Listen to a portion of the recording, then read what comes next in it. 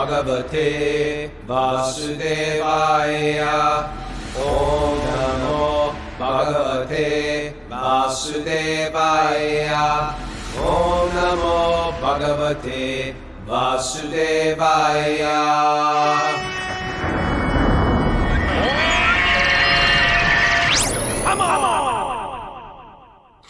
Live from beautiful Tucson, Arizona, this is Wisdom of the Sages, our daily yoga podcast with your host, Raghunath, and my wonderful bestie co-host and dear friend and childhood chum, Kaustubha Das, who is the senior educator at the Bhakti Center in New York City. Welcome to our show. It's a show. It's a Bhagavatam class. It's everything wrapped up in one. It's good to be here. We are here with 90 today, 90 people live on Zoom. We call them live, and we can see them all. They're from around the globe, people from India, people from Europe, people from United States and Canada, and other places. And then we call them live. And then we got some people in the room here from Tucson. We call them live. And then we have some Californians who sometimes join later, and because it's late night for them. And then we have the others, which probably is you, because our other population has grown tremendously. The others are those who listen, but we never know they're listening. They're just out there listening while they're driving around, never checking in with us, never writing us message. Like all those people that subscribe to you on Instagram, you got all these followers, but they never leave a message. Why? Why don't they ever write something? They're just watching you. Who are they? Who are all those people? They're just like practicing to be spies. You can really be. So I did it. I did the classic Hare Krishna thing yesterday. I led the Sunday feast in the Tucson temple. It was fun.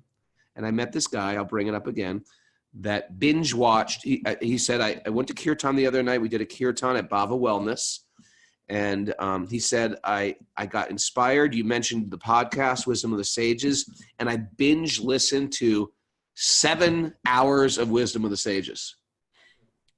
Yeah, it's great. To hear the Bhagavatam for 7 hours. That's like, what do you think, Kaustubha?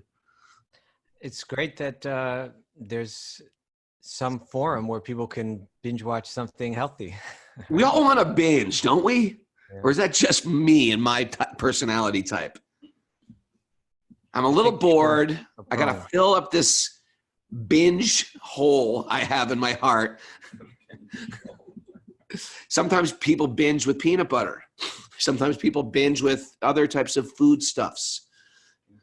Peanut butter ice cream. That's what we did last night. It was the best of two binges blended together. It was vegan ice cream, so that was our. And then sometimes we binge with some Netflix thing. Sometimes people binge with hardcore drugs. They go on a bender. Ever heard that word? That's a great word. A bender. It's like an old 50s word for alcoholics, bender.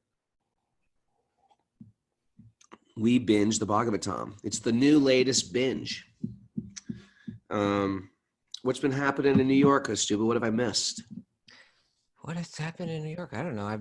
So much, I suppose. I had a nice lunch with Sri Govinda and Sham Sundari and Yogi Charu and my wife yesterday. That is like that's the Sattvic.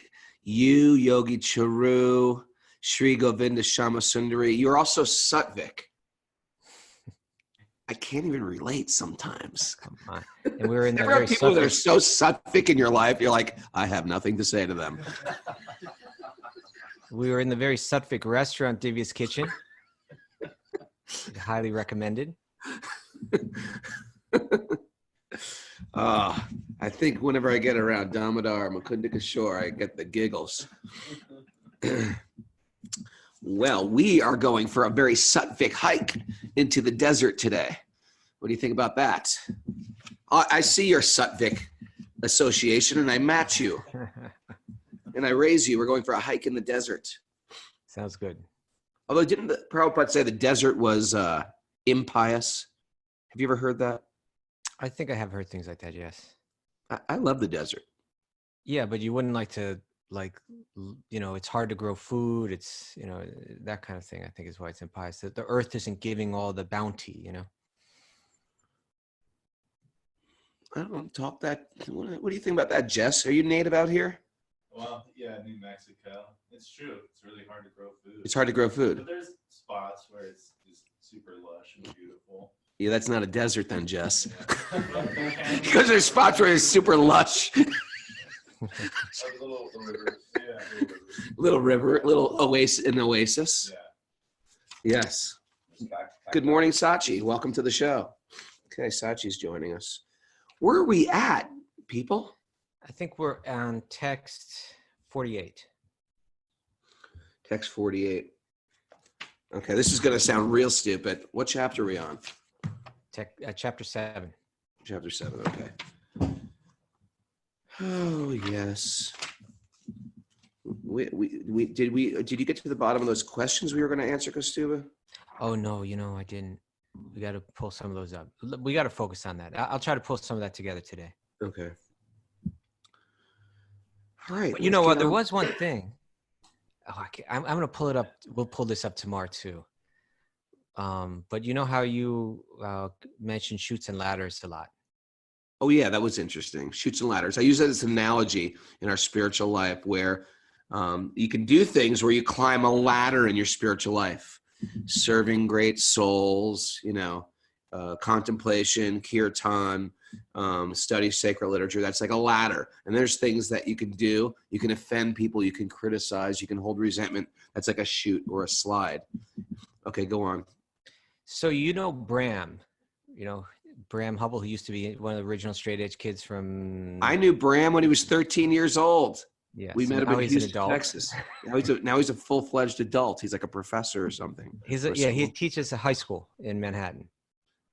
Yeah. So he wrote to me or to us and said that Chutes and Ladders, it's actually a game that is derived from India and Vedic culture. And it was actually used to talk about to illustrate the pitfalls of good and bad karma. Ha. That's what the game originally. Like Milton Bradley just copyrighted it. Okay, we're gonna take this, yeah. but it's ours. It's part of our culture. It's ancient. We own it now. We patented it. Yeah. So you brought it around full circle and brought We're it back. We're handing it back to India. Yeah. Sachi, you want to sit up here with the guys? Come on. Don't sit on that cold floor. Well, Laura Rubino says she has the Indian copy of it. Of Chutes and Ladders. Yeah. Really? Do you know what else game was Indian? Chess. Yeah, Chess. That's what I've heard that. Trivia question, Damodar Swarup. What is the original name of chess? Sachi, do you know? Yogis are going to love this one. Chaturanga. Really? Wiki that. Chaturanga, the original name of chess. Lord Shiva played chess. There's a great story about Lord Shiva playing chess. Lord Shiva used to always play chess with Parvati. And right at the end of the game, when he was losing, he would wreck all the pieces. And Parvati would get so upset. Every time he played, he didn't want to lose. And Parvati was about to beat him. He just smashed the board. And then finally, Parvati said, "Hey, come on." And he starts complaining. She starts complaining to Nandi, the bull. Says, "Nandi, what's going on every time? Your master always wrecks the board and you say nothing. You just sit there." And Nandi just went, didn't say anything again. And so she cursed Nandi to do hard labor. So Nandi, bulls do, and all your kind, bulls do hard labor due to the curse of Parvati. And then, of course, there's the story about Lord Balaram playing chess, too, from the Krishna book. Balaram had a temper and he was a sore loser. Although he did beat, right? He beat the guy in chess, right? Yes. Remember that story? All right, I'm gonna study up on that.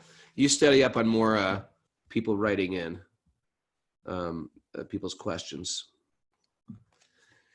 Those are my two chess references. Any other games from India? I've got it now. I've got it. What? So this is from Bram.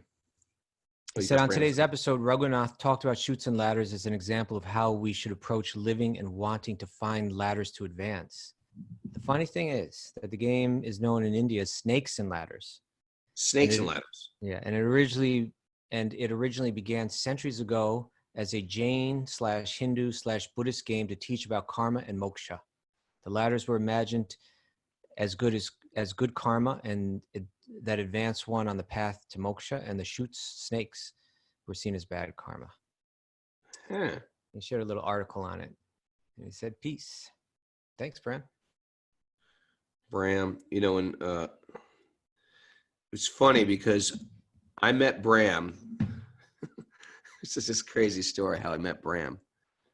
But, I was a young brahmachari monk preacher at 22 years old. No, 23. I think it was 23 years old. I had come back from India. And you and me and Kaustubha drove across the country to Houston. And we were trying to I don't know, how are we going to tell people about Krishna? We didn't know anything, how to do it. So I was famous because I was in a band already, and I had quit my band.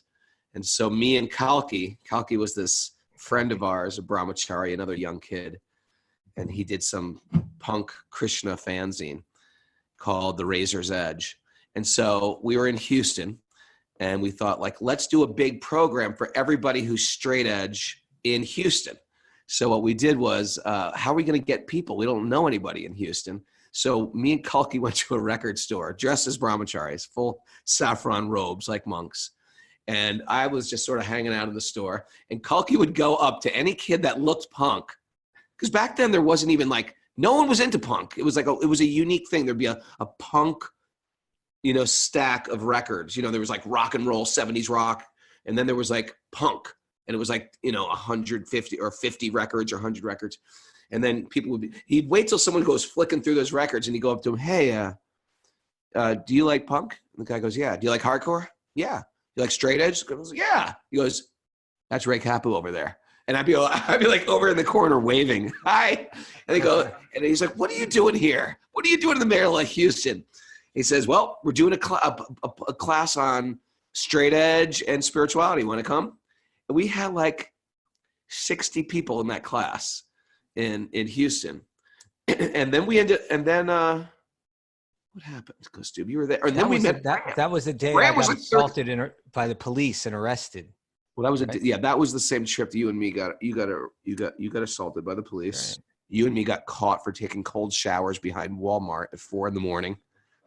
That's not what I'm talking about. I'm talking about where I was actually beaten by the police and arrested and held overnight. Tell that story, Kaustubha, and we'll bring it back to Bram. And then we'll hold that one for another day. Let's get back to Bram. Well, that was a good story. Kaustubha getting beat by the cops. Come on. Good morning. Good morning, everyone. Glad. Welcome to our morning program. We're going to talk about beatings and. I want to make sure we get to the Bhagavatam. I don't want to get into too much right now. It's 8:26 already. Now, this is the type of stuff that makes you want to read the Bhagavatam. That's what I find, Kaustubha. I already want to read the Bhagavatam. Okay. All right. Anyway, we met Bram when he was 13. Then I never saw him again. Then he shows up at the Bhakti Center one day, and after a pilgrimage when I was doing a sacred sangha, and he was just sort of looking at me like this, just looking at me. And I was like, who's this man looking at me? And he had all these very beautiful Krishna tattoos all over his arms, really beautiful. And I was like, I knew everybody in the class, huh? He's got a beard and, got a beard. Yeah. I mean, I knew him pre-pubescent. He was pre-puberty when I met him. And then I was like, he goes, "Do you remember me?" I was like, "No." He goes, "I'm Bram." There he is. He's Bram. I follow him on Instagram, Bram Hubble. He's a nice guy. Very nice guy. Great tattoos. And a nice teacher. He enjoys his work working with high school students. Yeah, and I enjoy recruiting 13-year-old people for the Hare Krishna movement. He might have been a year older, but maybe not. Okay, we are in Canto 1, Chapter 7. Text number 48. 48. Okay, so let's start with our morning prayers. Narayanam namaskritya naram shaiva narottamam devim saraswatim vyasam tato jayam mudiraye. Before reciting the Srimad Bhagavatam, which is the very means of conquest, one should first offer our respectful obeisances to the Supreme Lord Narayan. unto Narayan Rishi, the supermost human being, unto Mother Saraswati, the goddess of learning, and to Srila Vyasadeva, the author. Nasta prayeshva badreshu nityam bhagavat sevaya bhagavati uttama sloke bhaktir bhavati naishtiki. By regular attendance in classes on the Bhagavatam and by rendering service to the pure devotee, all that is troublesome to the heart will become eradicated, and loving devotional service to the Supreme Lord, who is praised with transcendental songs, will be established as an irrevocable fact. Om Gyana Tamurandasya Gyananjana Shalakaya Chakshurun Militam Yena Tasmai Sri Gurave Namaha. Good morning. I want to thank Tom Essig for making that good morning intro for those who listen to the podcast. I like listening to that.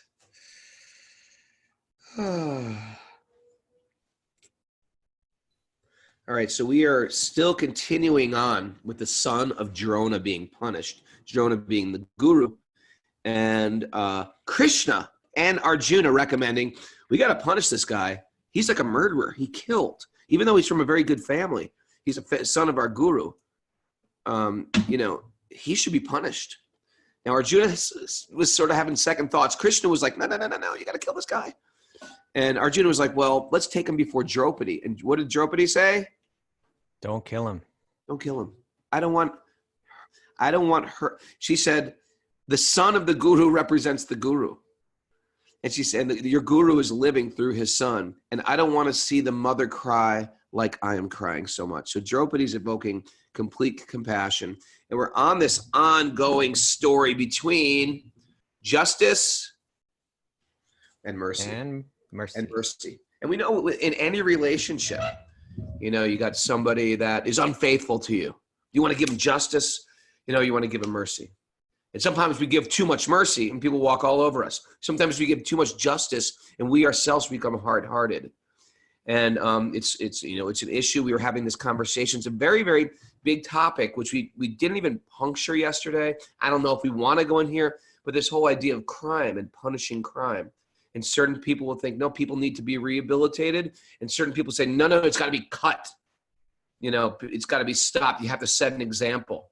What do you think about that, Kaustubha? You want to talk about that at all? I say let's talk about that, but let's just read through, and then we'll be able to talk about it. And Oh, I get it. Read the Bhagavatam. It always goes back there. Well, the point is there'll be more to your discussion that you want to have is very relevant, but there'll be more to talk about once we hear how this all plays out. Okay. So we have Krishna. He's proposed justice, that he should be killed.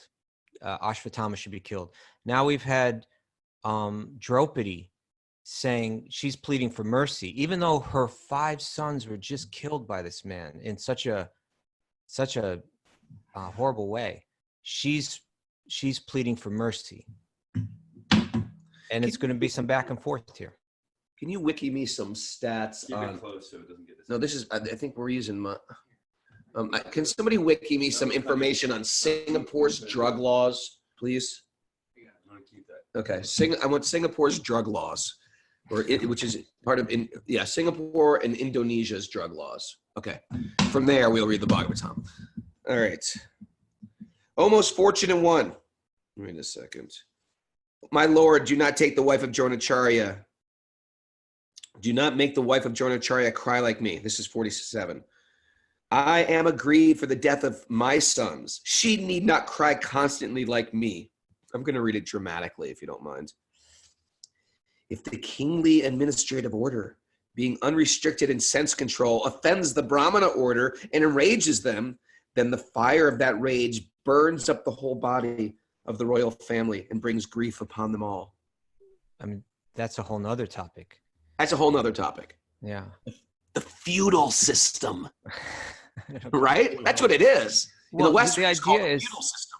is that certain people in any society, certain people are more thoughtful and live more simply and are more in tune with the truth. And the administrators, or often their minds get caught up in the depths of the administration. They become a little jaded, and they need to be able to take in and really respect those that are more in touch with truth. And there's always, cultures have always had these ministers, wise, the wise, that even the warriors and the kings and the administrative class would consult with. It's when that saintly class or that priestly class or that internal class becomes corrupt, then that's a problem. Because when they become corrupt, then just that administrative class, which is driven by the Rajaguna, they become overtaken by greed. And that's where we see the fall of both India and Europe, is the priestly class becomes corrupt. And that's why, truthfully, what we're trying to do here with studying the Bhagavatam is that we sort of resurrect a spiritual class of people. No matter what class, because I'm a little low class. So whatever class we are, we're trying to resurrect our spiritual side. Why? So we can lead, so we can teach. And if we are parents, if we are yoga teachers, if we have some position in community, you want to be able to be guided by dharma, and not just be guided by our passions. That's a problem. Got some interesting information here. Okay. 500 grams cannabis, mandatory death. Okay, hold on, Matt. Hold on. We're going to continue on before we get to Singapore's. Okay.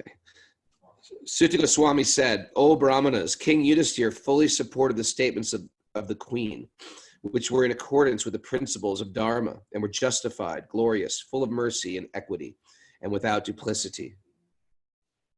Nakula and Sahadev. So now Yudhishthira took Draupadi's side. Krishna's on one side, Draupadi is on the other side. Now Yudhishthira, Arjuna's elder brother, is taking the side of Draupadi. And Yudhishthira is the person that Arjuna just has tremendous respect for. It's his elder brother who's always been the guide. So now he's got Krishna on one side, God and his best friend. He's got his wife and his elder brother and mentor on the other side. And is Bhima the older brother of Arjuna? Yes. Oh, Sachi doesn't know. What the heck? Of course. Sachi? Bhima's older brother. So Bhima, I got a feeling, is going to take the other side. But let's hear what the younger brothers say. Nakul and Sahadev, the younger brothers, and also Satyaki, that is one of Krishna's good friend, or Arjuna's good friends. Arjuna and Lord Krishna, the son of Devaki, and the ladies, and all others unanimously agreed with the king. So just see this. Now just, to me, this is very interesting, right? That Krishna said, kill him. Okay? Here's all the good reasons why it's necessary. And then Draupadi said, don't kill him. And here are the reasons why. And Krishna got swung over to Draupadi's side. Mm-hmm. Now, Krishna can change his opinion. If Krishna can change his mind, maybe we can sometimes too. No, I can't change my mind. I can't change. This is the way it is. Right? Yeah. So let's keep reading, but I think we should get back to this. I find this. I think that's a great point. Krishna even changes his mind. Krishna is very broad-minded. Yeah. Bhima, however, so Bhima is the one with a little bit of a temper. He's the older brother. He's the son of Sachi. Come on. Vayu, yes, the wind god. Okay, you passed the hot seat, Sachi. Well done, Sachi. Well done. Answer question right, receive love. Answer question wrong, withhold love. I'm such a lousy dad. Okay. No, she's great. Bhima, however, angrily disagreed with them and recommended killing this culprit who had murdered sleeping children for no purpose and for neither his nor... The hell was that? For no purpose and for neither his nor his master's interest. There was no reasonable There's no reason justification for what he did. No way. He went in the middle of the night, killed 5 sleeping children. And you're going to cut him slack? Come on. Cut him down. Chaturbhuj. Good name, huh? Chaturbhuj. Your name is Chaturbhuj. Four-armed. Four-armed. O Chaturbhuj, or the personality of Godhead, Krishna, after hearing the words of Bhima, Draupadi, saw the face of his dear friend Arjuna, and he began to speak as if smiling. Prabhupada says he's called Chaturbhuja in this verse because you can picture him like he's got Bhima on one side, he's holding him back with 2 arms, he's got everybody else on the other side, he's got another 2 arms out. It's like, everybody hold on. Yeah, we've got all these great souls, and they all have different personalities. And they have different opinions. By the way, here's an interesting point I'd like to share, if I may get slightly philosophical here. In the material world, we find people have different opinions.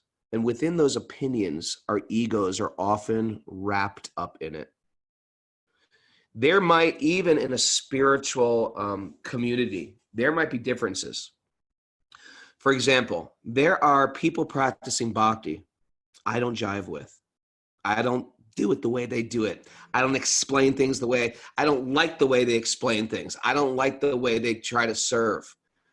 But I do appreciate that they're serving and they desire. You might have a different way that you want to serve, or that you think it's best to serve. But in this realm, if you can keep your ego out of it and just see people, you know what? They just want to serve in a different way. And to them, that makes sense. And then that sort of quenches any like fiery, discordance you might have that's usually based on the ego. But people just might have different ways to serve. And because of it, there's no reason to dislike them. You may not jive with them. You may not serve with them, but you still appreciate that deep down, they just want to serve and they just have a different way they want to do it. What do you think about that, Kaustubha? Well, this is the point I really wanted to discuss. Even, like how someone, what we take from this story and how we can understand it in terms of, like, say, laws of the state and so on. That's an interesting topic for sure. But what's really interesting me, at least at the moment, is the idea that here we had this classic disagreement about justice and mercy. This plays out all the time in so many different contexts, and people get heated on either side, right? Right. And what I'm taking from this is that we see even Krishna changed his mind. Now, what's going to happen next is Krishna's going to say, Arjuna, you need to figure this out, and somehow you need to satisfy everyone. And Arjuna is like always this emblem of the perfect disciple, the person that always takes the challenge and achieves the goal, due to his like kind of yogic focus. We see that throughout Mahabharata, right? Like, that story about when it's like Drona is trying to train up all of the the Pandavas and the Kurus in archery, and there's a wooden bird that's placed way up in a tree. Yeah. Remember what happens? That he called Yudhishthira first, and he says, now aim at the bird. What do you see? That one? Yeah, and Drona says, so Yudhishthira says, I'm aiming, and he says, what do you see?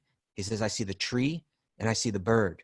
He says, get out of here. Like the guru says, down. Okay, you don't understand anything. Then he calls the next person, Duryodhana, tell me what you see. I see the tree, I see the bird, get out of here.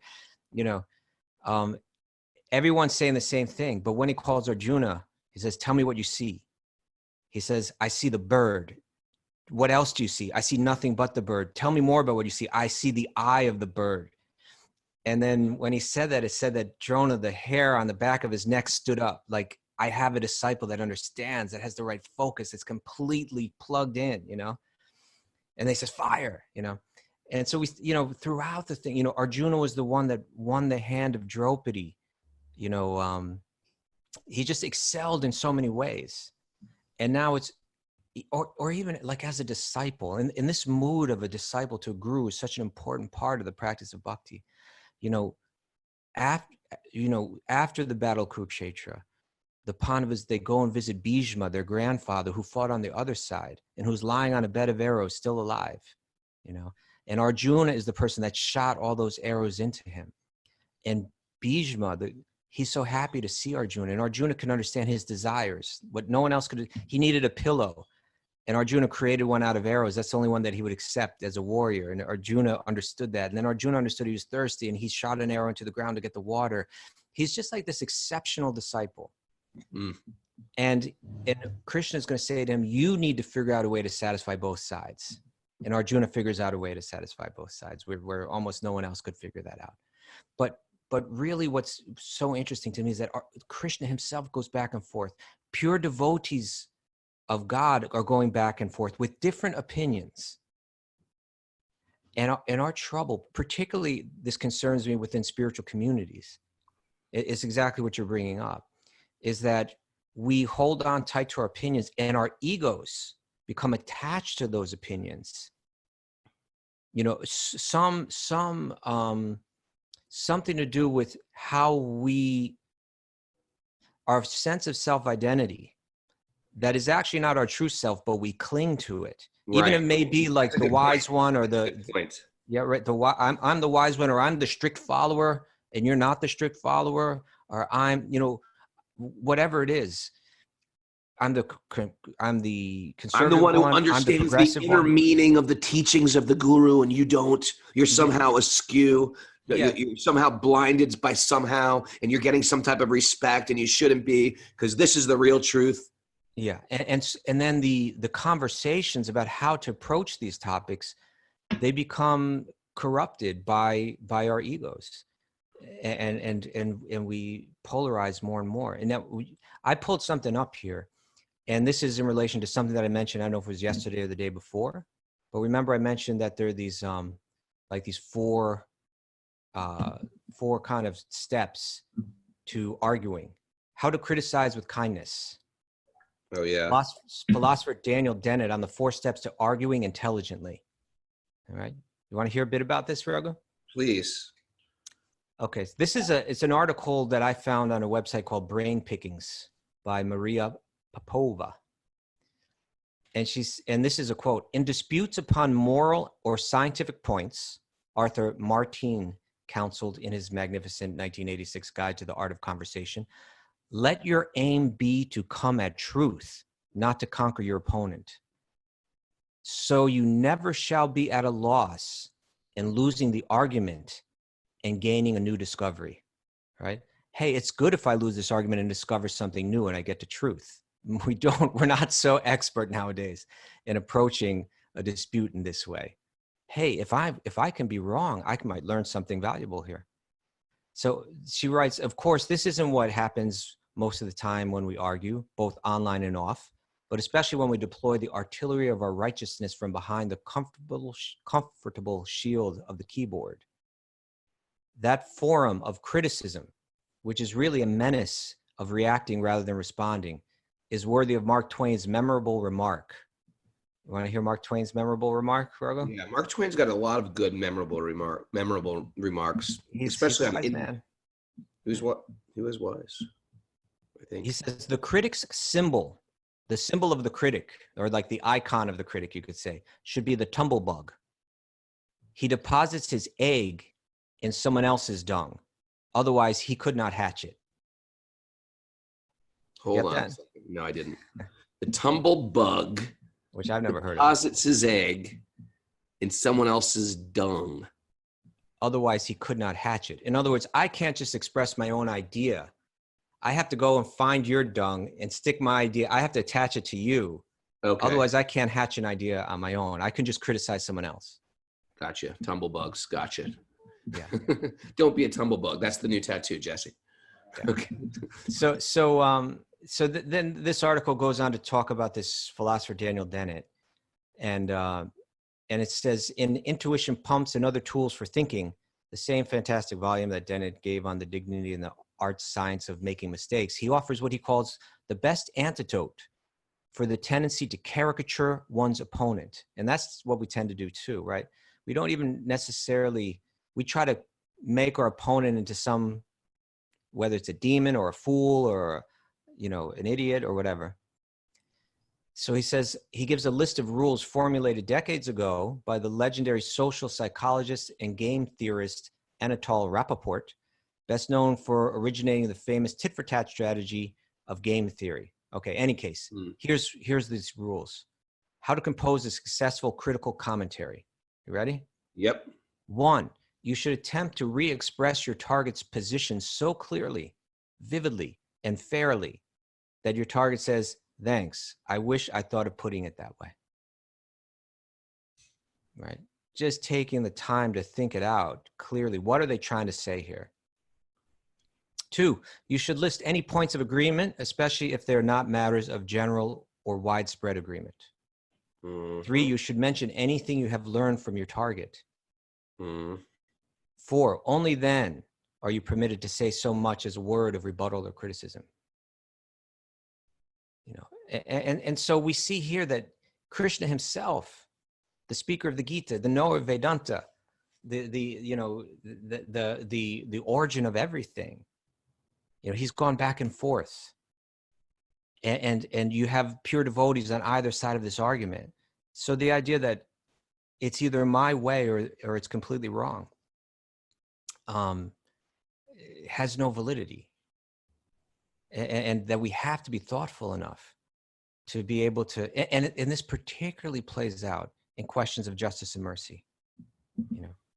Both there can be good reasons for both. And the way that this world works is that a lot of things could be answered either way. Ultimately, it's our intention that we have to judge. Draupadi's intention was good. Bhima's intention was good. Although they're on other sides of this argument, we have to be able to appreciate both of them, and with the cool head, try to come up with a solution. But we tend to lose that coolness of head, and we tend to demonize the others, or what was the word that they just used there? To characterize our opponent in some way that's not valid, and we just end up going nowhere.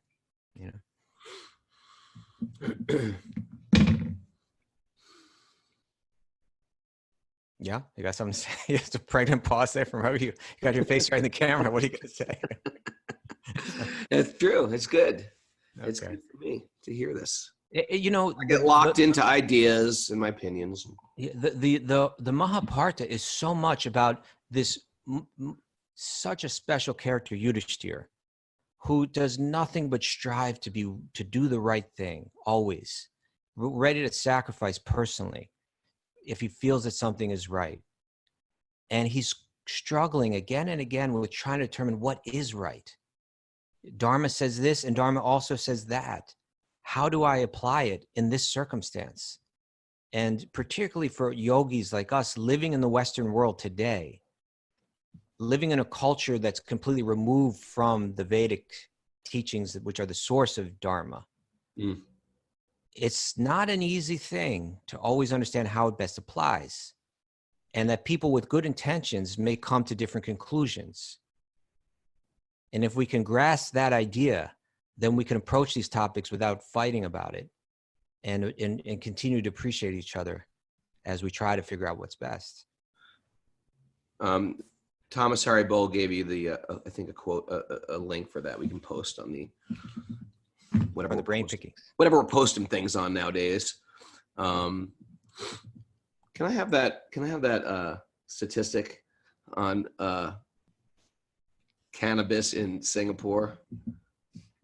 The idea was, my point was, when you have sometimes strict rules, it's almost like, what the hell are we living in, a police state?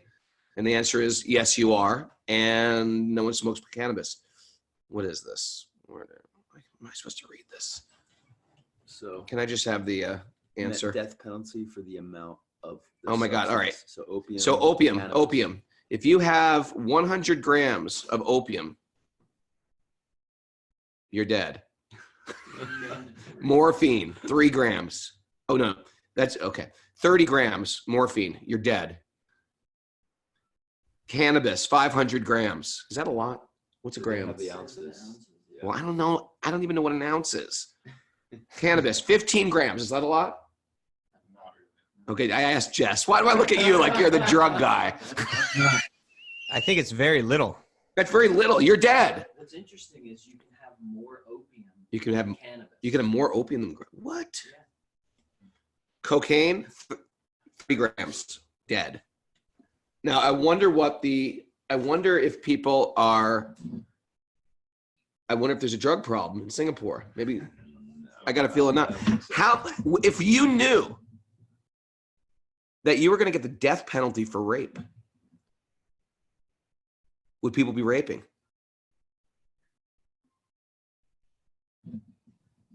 Right?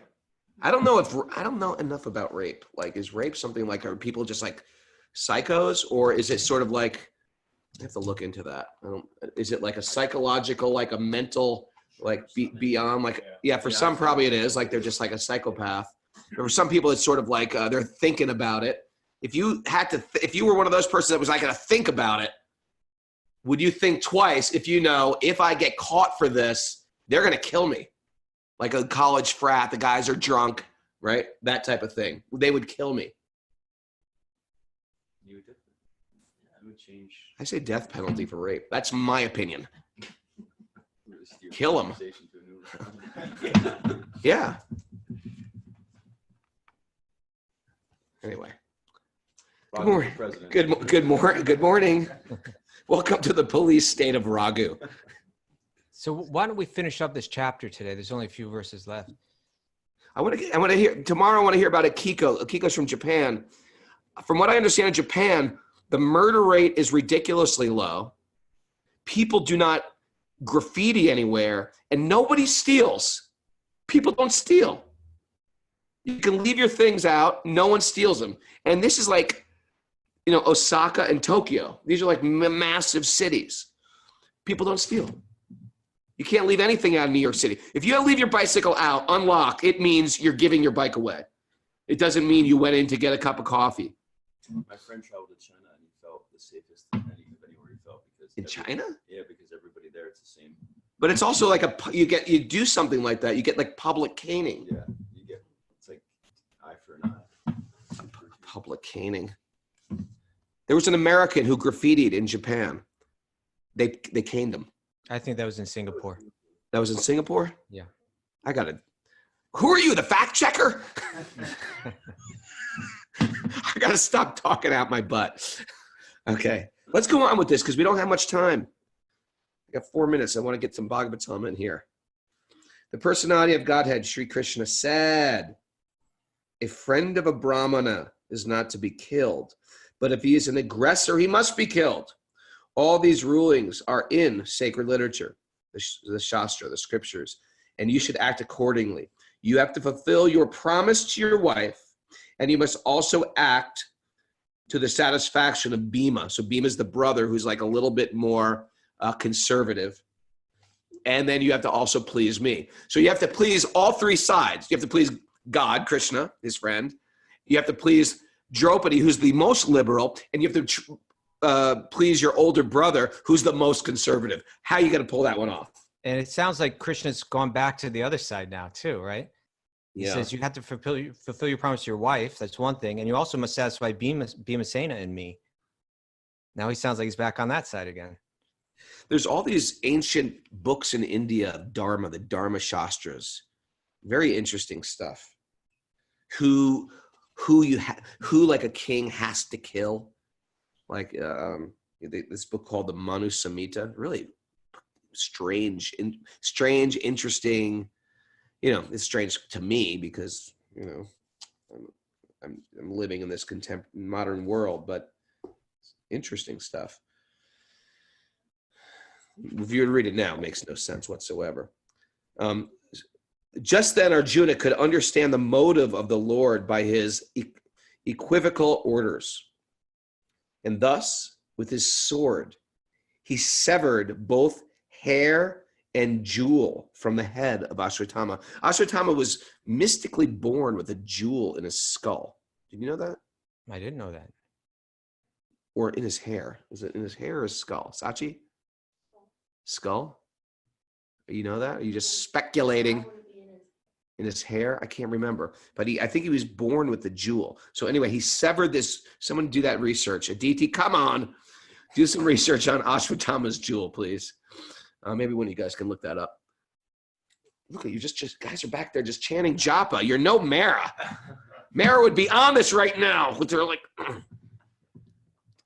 you gotta, okay. So anyway, he severed the jewel from Ashwatthama's head, and he also severed his hair. Like he gave him one of these Mike Muir haircuts from the Suicidal Tendencies, all chopped up in various pieces. He cut half of his mustache off. I kid you not, that's what happened. It was like a way of humiliating a guy imagine if a guy is some guys I don't, but some guys have very beautiful hair, very beautiful beard, curl their mustaches. Imagine that guy getting half of his mustache cut off, part of his beard cut off, chopped up. That's what Arjuna just did too. In other words, he had to kill him and not kill him. So he killed his ego. He killed without his ego. killing his body. Right. And this way, Arjuna managed to satisfy both. Right. Cutting the hair from the head, depriving him of his wealth, and driving him from his residence are the prescribed punishments for the relative of a Brahmin. There is no injunction for killing his body. Thereafter, the sons of Pandu and Draupadi, overwhelmed with grief, performed the proper rituals for the dead bodies of their relatives. Thus ends the Bhakti-vedanta purports of the first canto, 7th chapter of Srimad Bhagavatam, entitled The Son of Drona Punished. Wow, we go into a great chapter tomorrow. The prayers of Queen Kunti and Parikshit saved. Yeah. So we are about now. Kunti now is the mother of Arjuna, the mother of, she's a queen, and she's like a queen of the biggest kingdom of India. So you think, wow, she must have it together, right? Nowadays we'd say the 1%. I want to be the 1%. I want to own everyone else's mortgages and the banks and stuff like that. Guess what? The 1% also suffer. Sachi, she just gave me the music. I was on a roll, and she started giving me the music. Anyway, guess what? Everybody suffers in this world. As soon as you get a body, you suffer. Even the 1% suffers. But if we can raise our consciousness to goodness, if we can become transcendentalists, that's how we relieve material suffering. It's not just from having, all my assets in gold and precious metals and diamonds, etc. We have to be sattvic if we don't want to suffer. Anyway, a lot of people left great comments. We have a community. Today I'm doing on Patreon, if you're a Patreon member, patreon.com/wisdom of the sages. I'm doing a Krishna book reading at 8 p.m. Eastern time today with some commentaries.